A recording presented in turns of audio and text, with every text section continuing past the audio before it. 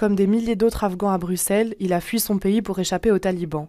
Issu de la minorité Hazara, il était en danger. Après 2 mois dans la rue, il a finalement trouvé refuge dans un centre de pré-accueil, mais bientôt, il pourrait risquer l'expulsion.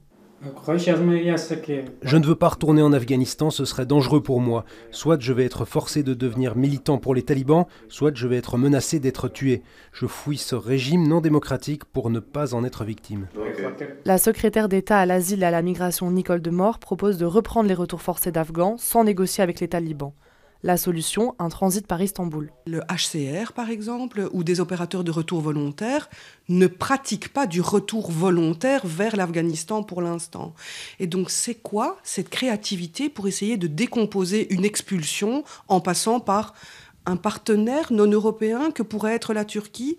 En fait, ça semble violer tout plein de garanties, un petit peu l'éthique aussi, mais de garanties de sécurité des personnes, sécurité physique. Pourtant, la Belgique est censée garantir qu'aucune expulsion ne mette en danger les personnes concernées.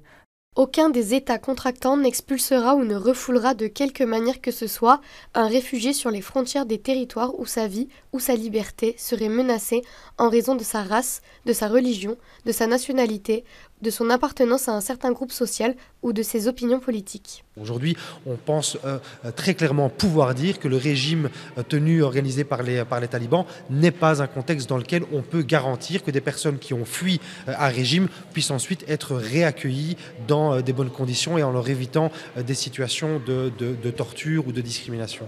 La proposition de Nicole Demore vise en priorité les Afghans accusés d'avoir commis un acte criminel ou causé des nuisances. En gros, une personne qui a commis un crime, elle va en prison en Belgique parce qu'elle a commis un crime. Les autres sont en défaut administratif. Et donc, en fait, on ne peut pas, sur base d'un défaut administratif, traiter tout le monde comme s'ils étaient des criminels. Et donc ça, c'est important de le dire. Madame Demore l'emploie pour pouvoir parler de criminels et donc faire passer ses idées. La réalité, c'est qu'on ne traite pas l'ensemble des personnes demandeuses d'asile qui n'auraient pas eu l'asile ou qu'on souhaiterait renvoyer pour un défaut administratif de criminels. Aujourd'hui, les Afghans sont la 3e nationalité la plus représentée parmi les demandeurs d'asile en Belgique. Pour la majorité, retourner en Afghanistan n'est pas une option, mais sans statut, leur avenir ici reste incertain.